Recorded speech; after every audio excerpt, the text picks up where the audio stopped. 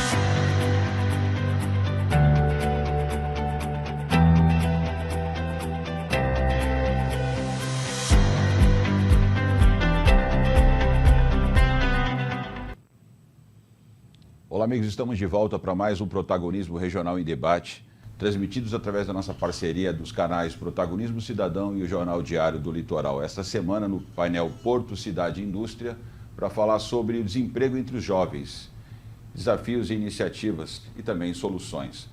Para falar desse tema, por que a média do desemprego na faixa etária entre 18 e 24 anos... Pô, produção... Vamos lá. Vai editar, né? Para falar desse tema e descobrir ou tentar entender por que essa faixa etária entre 18 e 24 anos tem uma média, o dobro do que a média nacional, é que nós estamos recebendo nos estúdios nessa semana o diretor da FATEC, o professor Jorge Monteiro, e o empresário fundador da Criando Valor, Leonardo Delfino. Professor, seja bem-vindo ao estúdio mais uma vez. Muito obrigado, é sempre muito agradável conversar sobre a formação do jovem. E vamos observar isso. Leonardo, muito obrigado pela tua participação. Muito obrigado, é um prazer estar aqui, ao lado de um professor, na verdade 2 professores, né, que levam esse programa de um jeito muito bacana. É um orgulho poder falar um pouco. Vamos começar falando então, professor, sobre essa questão. O que a FATEC está fazendo aí? A gente falava um pouquinho antes de começar o programa sobre algumas iniciativas, até pioneiras, né, da Faculdade de Tecnologia, a Faculdade Rubens Lara, né, que o pessoal gosta muito de falar com carinho. O que a FATEC já está fazendo aí para enfrentar esse desafio? Veja, a FATEC tem feito uma grande expansão, ampliando aí o atendimento, que essa é uma demanda da população da Baixada Santista, né?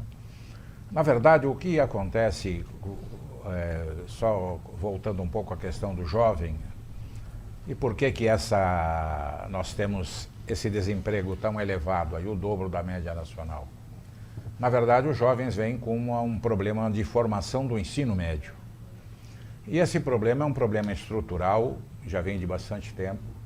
É um problema que faz com que hoje 89,7% dos alunos que concluem o colegial, o segundo grau, eles não conhecem matemática, por exemplo. Então eles têm dificuldade de conseguir um emprego, não têm uma formação profissional. E as escolas técnicas estão fazendo isso e as faculdades de tecnologia no nível superior estão dando essa formação. Há uma revolução, é uma verdadeira revolução, que é a mudança do ensino médio. O ensino médio agora ele é todo profissionalizante, ele mudou totalmente as suas diretrizes. Hoje nós não temos mais disciplinas, nós temos áreas de formação, né? Se aumentou a carga horária. O Brasil, afortunadamente, foi copiar os modelos aí da Finlândia e do Canadá para o novo segundo grau. Então nós temos, a partir de 2020, a partir de 2 anos atrás, uma nova realidade que vai dar resultados bastante favoráveis. Eu acredito plenamente nessas iniciativas, porque agora nós estamos dando para os jovens, né, habilidades, competências para que ele possa ingressar no mercado de trabalho. E ele vai fazer isso no seu curso de 3 anos.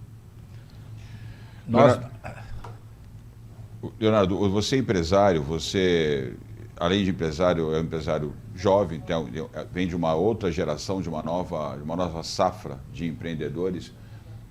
Queria o teu depoimento, o que é que você sentiu quando você resolveu empreender, criar o teu negócio, se isso tem uma relação com esse novo momento da empregabilidade dos jovens. Você fez essa leitura ou isso não pesou? Você, na verdade, empreendeu porque viu a oportunidade e ignorou esse cenário de dificuldade, essas barreiras para a empregabilidade do jovem?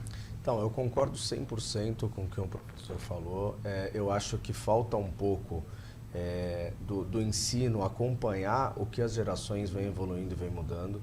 O jovem de hoje, ele quer aprender por um formato diferente do jovem de antigamente.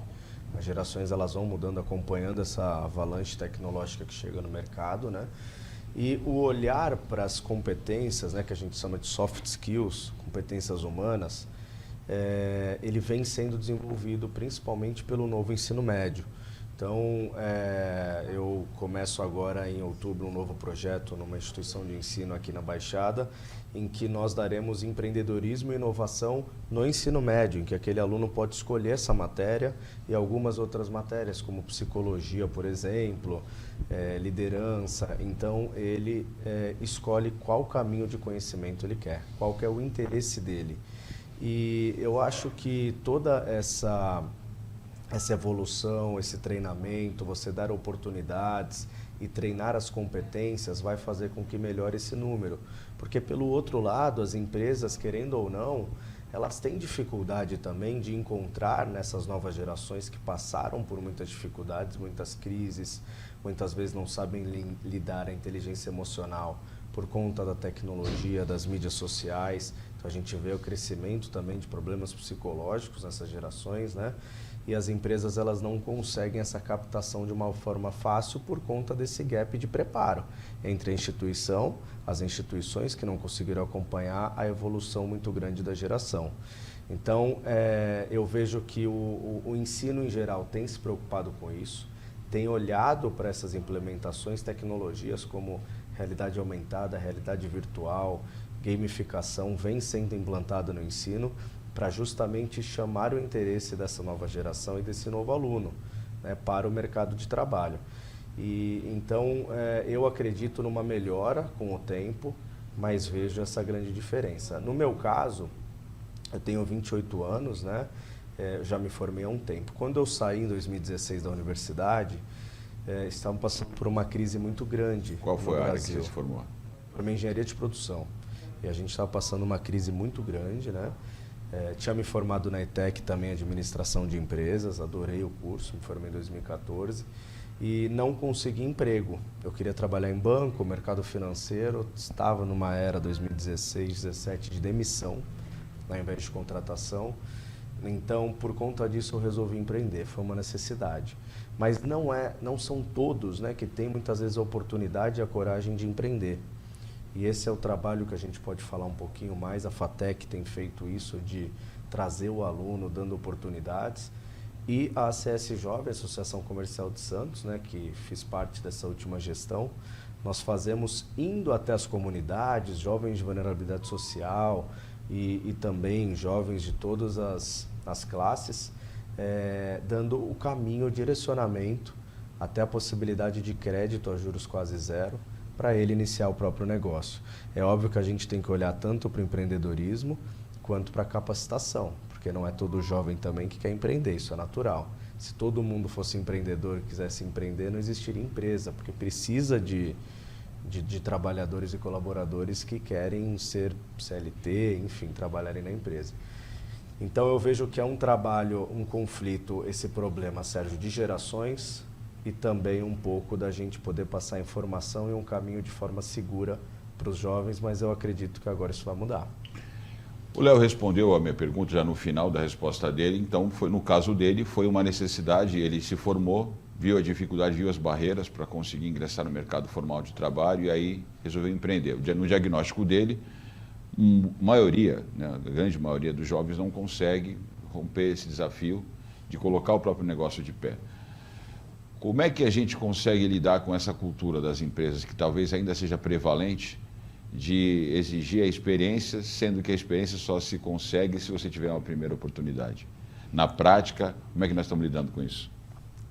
Na verdade, essa experiência vem aí nos nossos cursos através dos estágios, né? E esses estágios são de grande importância, são parte integrante da carga horária que temos. Eu lembro que o senhor falou para mim uma vez, num dos jantares, nas nossas conversas do café, né? Meu interesse nesses jantares é que os empresários empreguem meus alunos. Exatamente. A gente tem trabalhado bastante. O charme, o grande charme da FATEC, desde que ela surgiu lá em 1969, foi a empregabilidade, né? A visão que tinha o Abel Sodré, o governador que criou isso daí, e ele criou dele mesmo.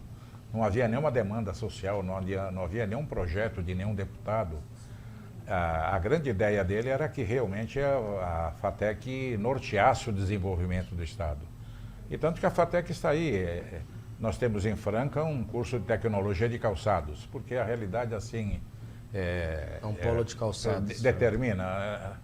Matão é um grande polo metal mecânico. Aqui tem uma parte terciária importante, a área de TI. Pessoal, deixa eu interromper o senhor então para aproveitar a sua resposta, porque eu tenho ouvido muito aqui nos programas de que a área de tecnologia está sobrando emprego.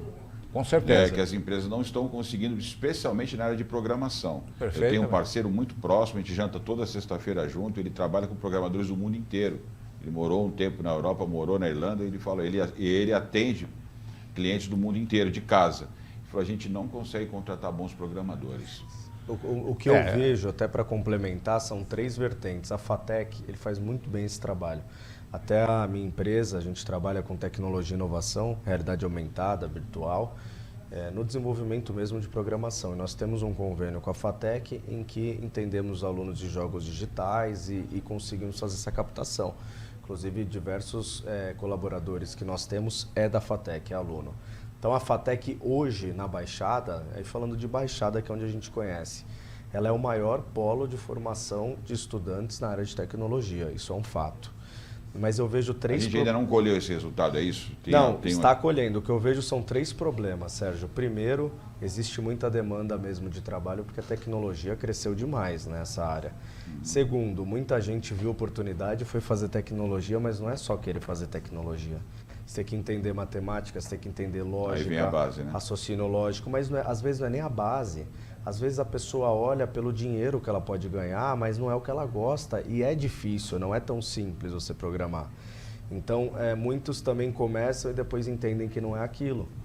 E aqueles que gostam e continuam, muitas vezes não é aquele número que o mercado tem disponível. Então, acredito que, na minha opinião, é um processo de longo prazo para a formação de todos esses jovens. A FATEC faz diversas iniciativas buscando jovens para poder formar, mas ainda há uma dificuldade também de preenchimento. Não sei se... Perfeitamente, perfeitamente. E nós estamos acompanhando, voltando um pouquinho atrás, com muita atenção o que se desenvolve no ensino médio, porque são esses os nossos futuros alunos, né? E estamos apostando nessa reforma do ensino médio. É uma reforma que vai fazer com que todos eles venham com a formação profissional, todos eles tenham condição de se apresentar no mercado de trabalho, né? E já há pesquisas feitas aí, inclusive pelo governo federal, mostrando que 84% dos jovens que terminam o primeiro grau aí, na educação básica, eles têm interesse em fazer cursos técnicos, né? E se nós pensarmos, isso daí é uma revolução na história do Brasil, porque esses cursos técnicos sempre foram relegados a um segundo plano, né? A própria Constituição de 1937, lá do Getúlio, chamada Polaca, né? E ela dizia lá no seu artigo 126 que o ensino técnico é reservado a camadas mais pobres da população, né? Era algo assim para as pessoas de menor condição social. uma coisa absurda, a discriminação já vinha na Constituição. Né? E com isso nós tivemos, apesar disso, tivemos o histórico de grandes escolas. E exatamente com a criação do Centro Paula Souza, hoje o Centro Paula Souza é um modelo para o mundo todo. Né? É a maior instituição de formação profissional de toda a América Latina, né? E é um modelo realmente. Nós trabalhamos com as escolas técnicas, já em quase 400 municípios, e mais de 70 FATECs, Faculdades de Tecnologia. Então temos um trabalho bastante significativo, um trabalho agora internacional. A nossa FATEC, é interessante que verifiquem lá no mês de julho, nós temos alunos no mundo inteiro, nós damos esses cursos em inglês. Estamos dando, por exemplo, agora um curso de dispositivos móveis na nuvem, que despertou interesse na Europa inteira. Né? Então, temos um curso também de cidades inteligentes aí na área de logística. Então já estamos nos projetando internacionalmente e recebendo agora no próximo mês de julho, ano próximo, presencialmente, que até agora por conta da pandemia isso foi feito remotamente, mas agora eles estarão aqui presencialmente. Vamos trazê-los aqui para você ouvi-los aí, ver a manifestação deles sobre esse curso. E de novo, o importante para nós é a altíssima empregabilidade. A empregabilidade no Centro Paula Souza é em torno de 90%. A da nossa FATEC é 99%. Um outro aspecto que nós temos hoje, eu tenho lá vários alunos egressos da USP, da Unicamp. Eu tenho pós-doutores lá fazendo cursos que sempre tiveram interesse em conhecer essa área de programação. Mais especialmente, a segunda formação, o indivíduo que fez um curso superior e não conseguiu trabalhar, não conseguiu emprego. E com a FATEC, rapidamente isso acontece, rapidamente. Então, através desses empregos que ele já tem desde o primeiro semestre, né, e nós vamos, então, permitindo que esse pessoal chegue rapidamente ao mercado de trabalho. E há um aspecto interessante que eu gosto de colocar aqui, que é o seguinte: 88% dos nossos alunos são provenientes de famílias de 1 a 5 salários mínimos. De todas as entidades públicas, a USP, a Unicamp, a Unesp, que disputam o mesmo recurso que nós vivemos do ICMS do Estado, né?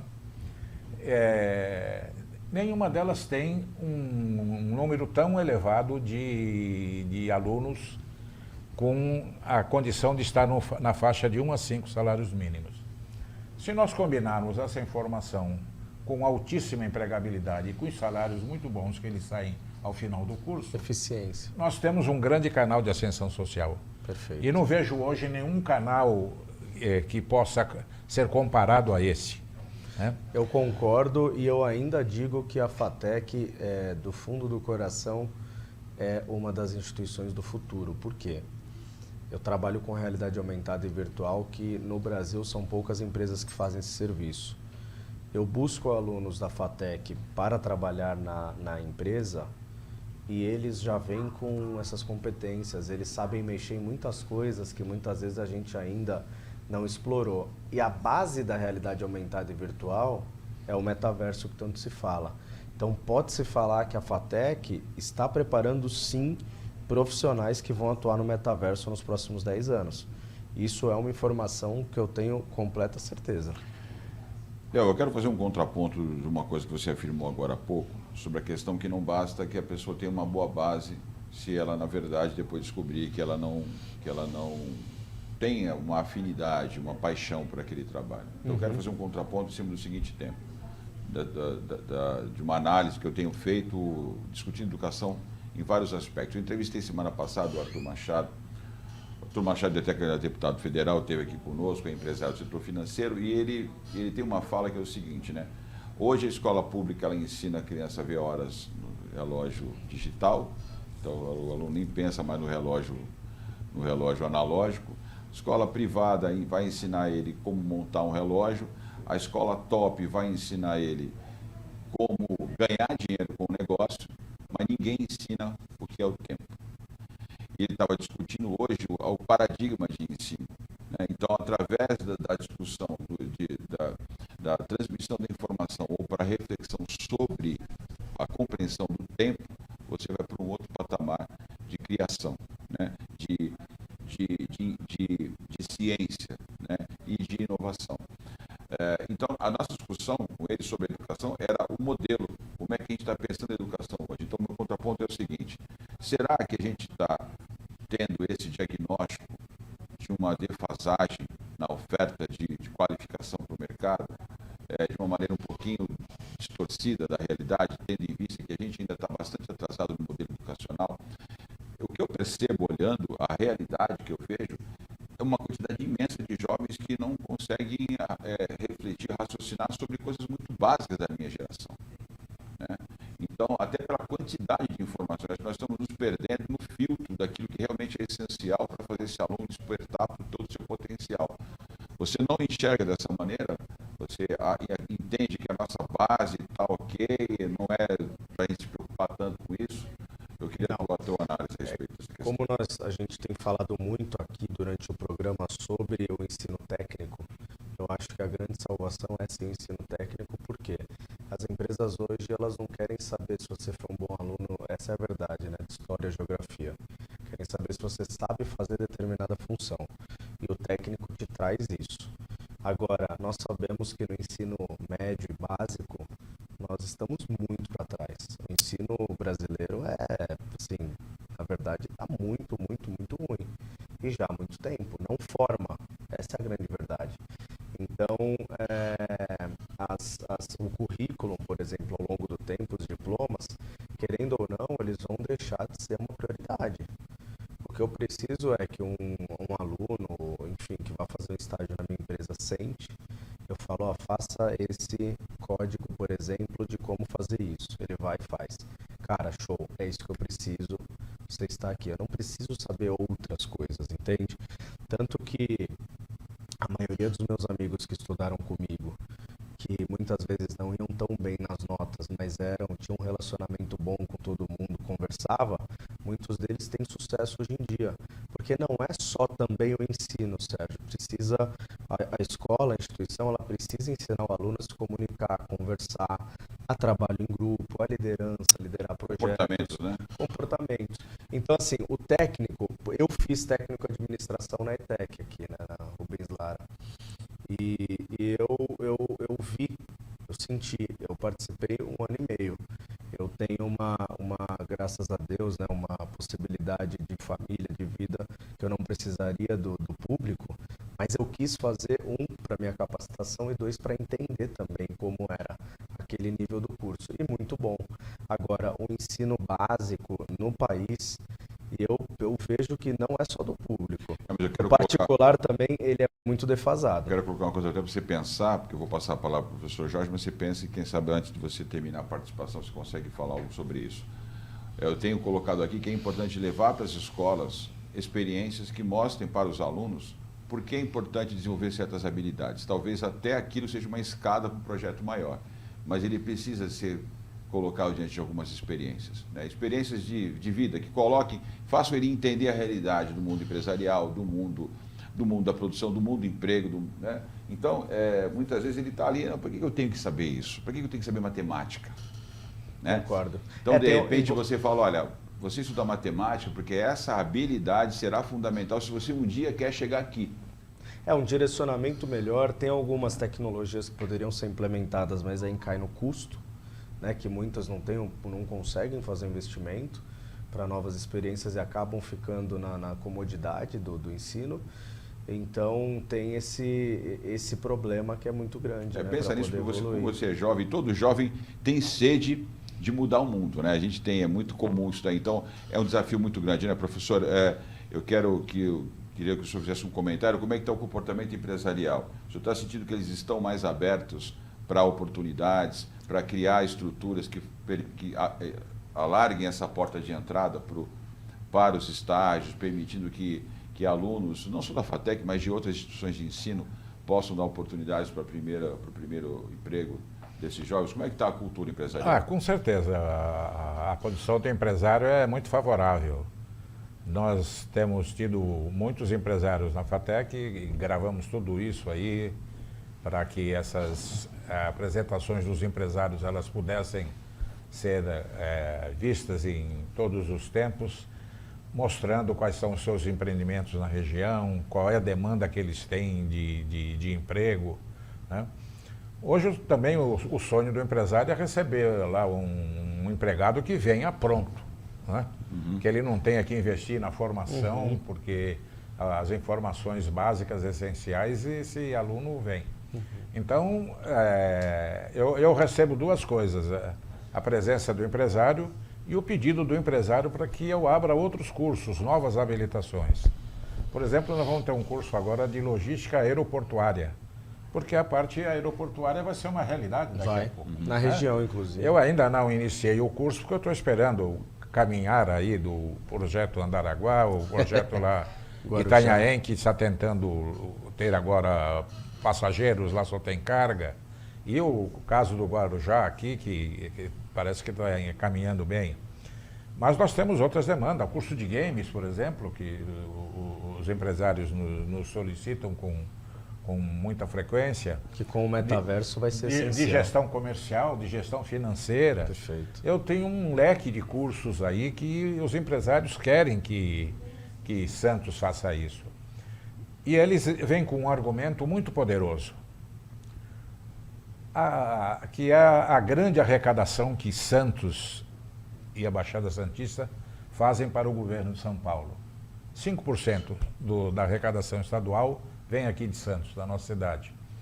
A participação de Santos e região no orçamento do Estado é 0,51%. É isso aí. É isso, tá. Há uma distância muito grande. Eu não tenho nem o que responder para eles, a não ser que concordo e vou lutar para que outros cursos apareçam aqui. A gente vai precisar liberar o Léo em 5 minutos, então a gente vai deixar uma pergunta no ar aqui para ele falar, mas a gente vai precisar voltar para continuar esse assunto. Eu quero colocar a questão da economia, porque isso tem um impacto direto nessa questão da empregabilidade. E o que eu tenho sentido, Leonardo, é que a nossa região, e até por isso o nome do programa, Protagonismo Regional, que nós perdemos nas últimas décadas, né? Se nós tínhamos aqui a Bolsa Oficial do Café, então nós éramos um centro de negócios do país. Santos foi a terceira ou quarta cidade mais importante do Brasil. Hoje nós não estamos muito distantes de sermos esse centro de um protagonismo empresarial, ou seja, um centro de decisões econômicas. Então, os grandes players da nossa região, eles são meros repassadores de ordens que vêm de algum lugar, de algum centro econômico no mundo, ou até em São Paulo, ou no Rio de Janeiro. Você, como esse jovem empresário que está despontando uma série de projetos, a gente vê você engajado em várias frentes, na associação comercial, você acredita que a gente pode retomar em algum momento da história esse protagonismo político, econômico no Brasil, ou seja, sermos centros de decisões? Se você acredita nisso, você acha que isso pode ocorrer em pouco tempo ou nós estamos muito distantes disso? É uma coisa que eu quero que você comente, depois eu vou aprofundar mais com o professor Jorge. E como você vai sair antes de acabar, você já está convidado para um próximo debate sobre isso. Viu? Não, legal, muito obrigado, Sérgio. Eu acho que a região é o maior porto da América Latina.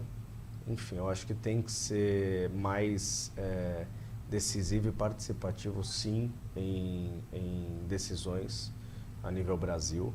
Mas eu acredito que muitas iniciativas, elas também surgem efeito. A Associação Comercial, ela tem feito um trabalho muito bacana com o governo federal, trouxe aqui algumas iniciativas e algumas conversas com ministros do governo federal para falar sobre porto, sobre privatizações.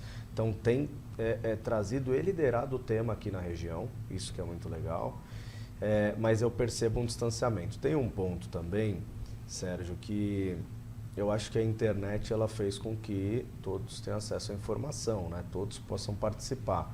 Então nós temos muitas regiões, muitas cidades aqui também muito importantes. Temos o Parque Tecnológico de Ribeirão, que é um parque, um dos melhores do Brasil, Recife.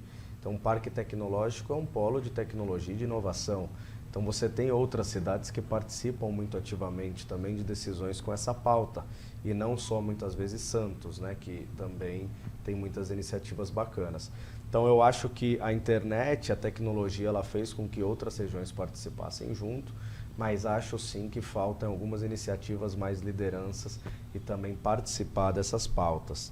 Vejo algumas como associação, né, fazendo um trabalho muito forte em relação à parceria com o governo federal, né, participar de decisões a nível Brasil, mas vejo que candidatos, principalmente a deputado federal, que vão a Brasília, em Santos, são candidatos com lideranças muito fortes na cidade e que estão a caminho de Brasília. Alguns novamente, alguns vão entrar agora. Eu acho que isso vai fortalecer a região. Mesma coisa ao Senado, enfim. Eu vejo que essas participações trazem relacionamento para cá e esse é um processo das lideranças que estão também nas entidades. Você nunca identificou barreiras de entrada para que a região se abra para o mercado nacional e internacional? Na tua opinião, isso não existe?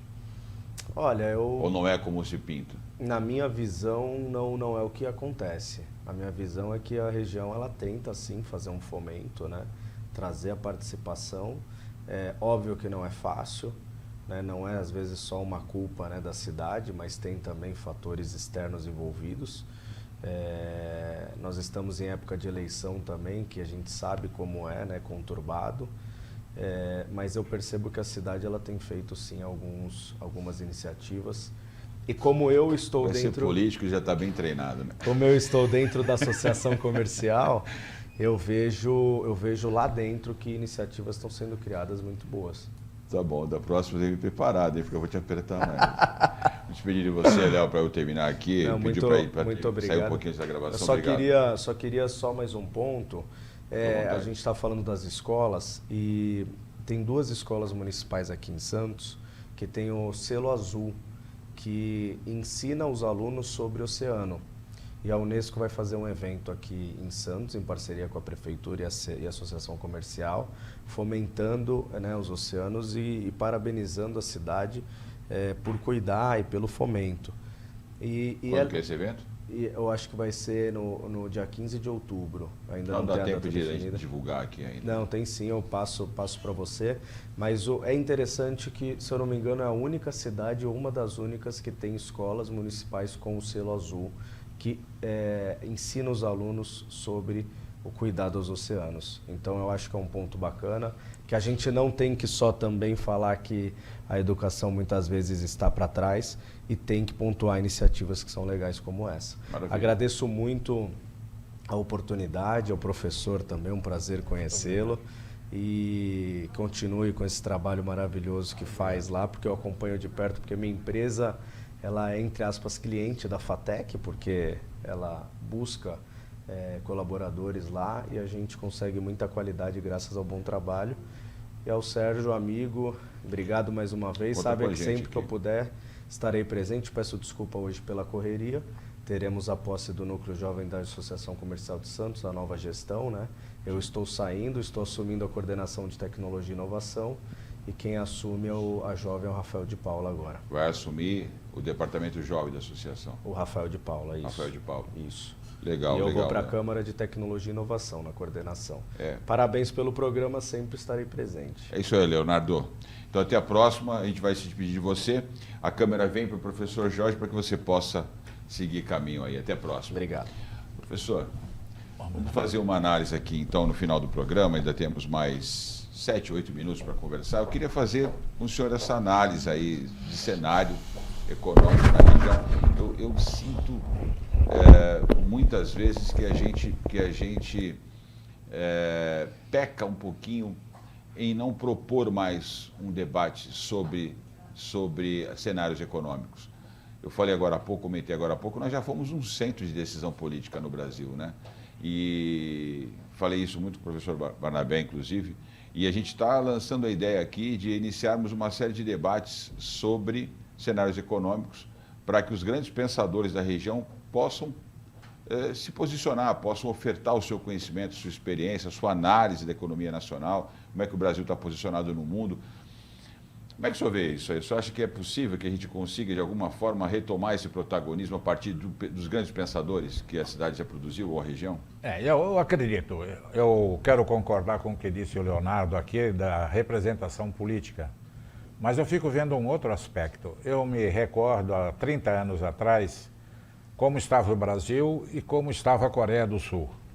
Hoje a Coreia do Sul está quilômetros adiante.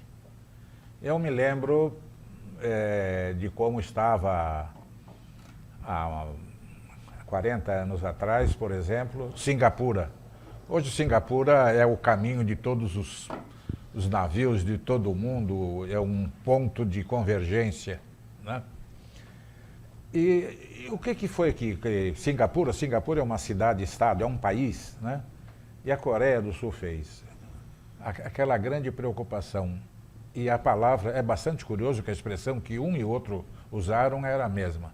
Nós temos que qualificar a nação, nós temos que qualificar a nossa região, nós temos que aumentar os índices de escolaridade, nós temos que, de novo, aumentar aí as capacidades, as competências. Então, temos que investir bastante na educação, porque esse é um grande fator de atratividade das empresas e do crescimento da região. Todos querem saber, eu tenho mão de obra qualificada nesse local? Então, a presença sempre das instituições de ensino tem sido importante na definição da localização das empresas nesse país. A FATEC está conseguindo atender, compreender e atender a produção, a formação de profissionais que estejam, de alguma forma, dentro dessa análise vocacional. A FATEC está compreendendo quais são as vocações e está caminhando nessa linha? Ou tá, perfeitamente, caminhando convictamente. Estamos atendendo todas as necessidades da região. E estamos também com uma localização aqui na Senador Feijó, e que, segundo informações do CET, 97% das linhas de ônibus passam em frente à FATEC, né? Nós vamos ter agora 2 quadras adiante o VLT até o final do ano. Então, vai ser muito fácil para os alunos de da parte continental de São Vicente, de Santos, etc. E daqui a pouco da Praia Grande, que vai ter a extensão ali. O prédio atual, ele está atendendo toda a demanda de estrutura dos cursos, ou a previsão para a FATEC ainda expandir para algum outro campus? O prédio atual, ele atende essa demanda, vai atender essa expansão, porque é um prédio muito grande. É um prédio que foi feito para um shopping center. Ali seria um shopping center de loja de móveis, né? Certo. E acabou tendo utilização educacional. São 6 andares, é um prédio com bastante área lá, com grande possibilidade. Mas nós pensamos também, nós queremos ir para o centro da cidade, não queremos sair daqui. O Senai está ali perto também, né? Exatamente, temos o Senai ali perto, que pegou um outro shopping. Ali era o shopping de produtos automotivos. 2 shoppings foram colocados na mesma rua, né? Um não concorrendo com o outro, mas todos acabaram tendo finalidade educacional. Essa questão da pandemia, que ficou muito tempo com os alunos aí reclusos no EAD, prejudicou? Como é que está o retorno? O pessoal está motivado para o ensino presencial? Como é que o senhor está vendo essa transição? Vai ter um modelo híbrido? O que você está enxergando? A volta foi maciça, né? Os alunos voltaram. Nós temos lá no nosso site grandes elogios dos alunos ao retorno, porque encontraram o prédio em ordem, bonito, com todas as condições, né? Aumentou o número de laboratórios, de computadores, investimos muito, aumentou. Nós somos tão arrojados que até na pandemia criamos 2 novos cursos, certo. Um de ciência de dados e um de gestão de recursos humanos. Então, a nossa volta foi esplêndida, esplêndida. Antes dessa volta, é evidente, atendi mais de 100 de casos de alunos que já tinham emprego, etc. O indivíduo já estava com a aula remotamente, né? Mas voltamos com muita tranquilidade, muita tranquilidade. Agora, pretendemos criar uma extensão no centro da cidade, com certeza. Nós temos aí o apelo de vários empresários que querem que nós estejamos lá. Está lá a Unifesp, muito bem. Eu vou ser mais um desses que vou levantar essa bandeira, que tem um campus da FATEC no centro também. Seria realmente muito bom. Nós vamos agradecer, que o pessoal nos ajude nisso, porque temos ideia de deixar lá, mais perto do porto, curso de logística, gestão portuária, etc. Deixar lá mais perto daquela realidade, né? E o prédio da Hospedaria dos Imigrantes, tem algum projeto para lá ou ali está descartado? Ali a hospedaria, aquilo precisa de grandes obras, grandes reformas, né? e precisa de muitas providências. Na verdade, a hospedaria nunca foi hospedaria, né? Sim. Quando ela ficou pronta, todo o movimento estava na hospedaria do Brás, em São Paulo. Sim. Ela foi usada pela Secretaria da Agricultura, que lá ficou depósito de bananas, né?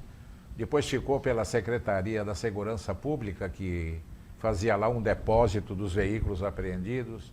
Isso contaminou bastante o solo. Ainda tem um trabalho enorme de preparar aquele solo antes de fazer alguma edificação. E no momento não há nenhum recurso voltado para aquilo e não há nenhum projeto voltado para aquilo. Então deixa eu fazer aqui então um anúncio, né, até na presença do professor Jorge, porque nós conversamos sobre isso com o César Bargo Pérez, ele esteve aqui, esteve conosco lá no fórum, e a gente levantou a possibilidade de fazermos alguma coisa até relacionado a esse museu da Logística Nacional, que na minha opinião deveria ficar no complexo ali envolvendo a estação Santos Jundiaí, onde está o Museu Pelé hoje, e os armazéns ali deveria ser um complexo desse museu, né, desse complexo cultural, que contasse a história da logística. Mas aí tem o Museu Pelé, muita gente acha que não é uma boa pensar em tirar o acervo de lá para um prédio mais novo, enfim. Foi apontado a hospedaria. Se esse projeto avançar, né, professor, eu acho que é interessantíssimo a FATEC estar junto com a Unisantos nisso, porque o César já ofereceu projetos que eles têm lá, os arquitetos que já fizeram algumas coisas para lá, e a gente está propondo aí, inclusive, um concurso para isso, né, para o evento, para o fórum do ano que vem, que os alunos, tanto da Unisantos quanto, quem sabe, até da própria FATEC, possam participar aí, as duas instituições propondo projetos para aquele espaço, porque aquilo tem que ser recuperado, é um problema urbanístico, ambiental, de segurança pública, de saúde pública. Com certeza. É um crime contra a história brasileira, porque mesmo não tendo sido uma hospedaria, aquilo estava dentro do projeto nacional para receber os imigrantes no início do século. Então, enfim, eu acho que recuperar aqueles paredões é importante para vários aspectos, né? Então, está aí Nós estamos juntos nesse projeto, com certeza. A FATEC, que é sempre parceira do protagonismo cidadão aqui. Não, mas queremos, eu acho que isso é um grande benefício que se traz para a comunidade. Vamos anunciar em breve um protocolo de intenções com a faculdade, né? O professor Jorge já foi convidado para palestrar nos nossos jantares mensais. Estaremos lá. Professor, vamos encerrar aqui então o programa. Eu queria, assim, uma última análise sua a respeito do futuro, né? O futuro. Qual é a sua expectativa em termos de futuro para o Brasil, para a nossa região, com o cenário que o senhor está enxergando, especialmente naquilo que diz respeito aos jovens, que é o tema do programa de hoje? O senhor está otimista? Acha que as ações que estão sendo feitas elas vão dar resultado no curto prazo, no médio prazo ou muito no longo prazo? Que análise o senhor faria do momento atual do Brasil e da nossa região? Eu sou bastante otimista. A nossa economia está crescendo, apesar de vivermos um momento político em que tentam minimizar algumas grandes conquistas que nós temos tido, né? E também acho que a médio prazo nós vamos ter aí um novo ensino médio que vai dar um grande alento para a população, vai qualificar a nação, voltando aí a esse mote aí importante, né? Então eu sou bastante otimista. Eu acho que a Baixada, o volume de investimentos que nós estamos vendo aí, nossos parceiros aí, né? Então, eu sou bastante otimista. Eu acredito na região da Baixada Santista e sempre digo isso para o pessoal do interior. Eles dizem lá com muita satisfação do agro. Agro é pop, agro é tudo. Falo, agro é Santos, porque isso tudo termina lá, isso desemboca lá, né? E o que nós precisamos também é ter uma participação nesse agro aí e até influenciar algumas decisões deles lá, exatamente para que a gente possa dar celeridade e qualidade na exportação de todos esses produtos. Nessa linha, né, professor, que eu tenho colocado, e acho que o senhor comunga dessa ideia, que nós temos que voltar a sermos um centro de decisão política também. Não estou falando da política partidária, eu sei que foi comentado aqui, de deputados, mas eu me refiro a um centro de decisão do poder econômico, né? Que os grandes players, os grandes CEOs das empresas entendam, estejam sediados aqui, que a sede de algumas companhias possam vir para cá, possam discutir as suas estratégias de investimentos com a cadeia de produção da nossa região. Por isso que é tão importante ter o pensamento econômico também estimulado aqui, que é mais um convite que eu quero fazer para o senhor e para a FATEC, para a gente criar um fórum fórum econômico aqui, um fórum de discussão econômica na região, pegar nomes importantes que tenham, digamos assim, uma voz influente, né, no cenário. E, obviamente, o senhor, como economista, tem cadeira cativa, né? Está feito mais um convite aqui, viu? Muito obrigado. Eu quero incluir uma outra instituição, que é a Ordem dos Economistas do Brasil. Essa Ordem dos Economistas, eu sou o diretor para a Baixada Santista. E a expectativa da Ordem é que eu aqui, junto com a comunidade, né, todos nós possamos produzir aí documentos que impactem a realidade econômica da região. Eu recebi o professor da Exanc, professor de economia aqui, há 2 ou 3 programas atrás. Eu já estimulei ele para esse... Falei, eu quero fazer um debate. 2 linhas econômicas, né? Vamos pensar aí, o Barnabé, né, gosta da escola austríaca, eu acho que o senhor é um pouquinho mais para, né, para aquela escola desenvolvimentista, etc. Então, né, mais para o Keynes. Então, né, seria interessante, né, a gente colocar duas vozes assim, discutindo esses modelos econômicos e colocar alguns alunos de economia, quem é empresário, quem gosta disso, começar a pensar, caramba, a economia é coisa para Mauricinho de gravata? Não, é coisa do dia a dia, gente, é coisa Sem gostosa dúvida. de debater. É a realidade da dona de casa, todo dia. Exatamente. Ela é a nossa grande economista aí. E isso é fundamental para atender o que o programa falou hoje, não é mesmo? Muito bem. Maravilha. Eu agradeço muitíssimo. Muito obrigado, professor Jorge Monteiro, diretor da FATEC, nosso parceiro e o convidado com o Leonardo Delfino, que deixou o programa um pouco antes. E você, que nos acompanhou em mais um Protagonismo Regional em Debate nessa semana, para falar no painel Porto, Cidade e Indústria sobre o desemprego nos jovens e os desafios para solucionar essas questões. Muito obrigado pela sua participação, espero que tenha gostado do programa de hoje e até a próxima semana.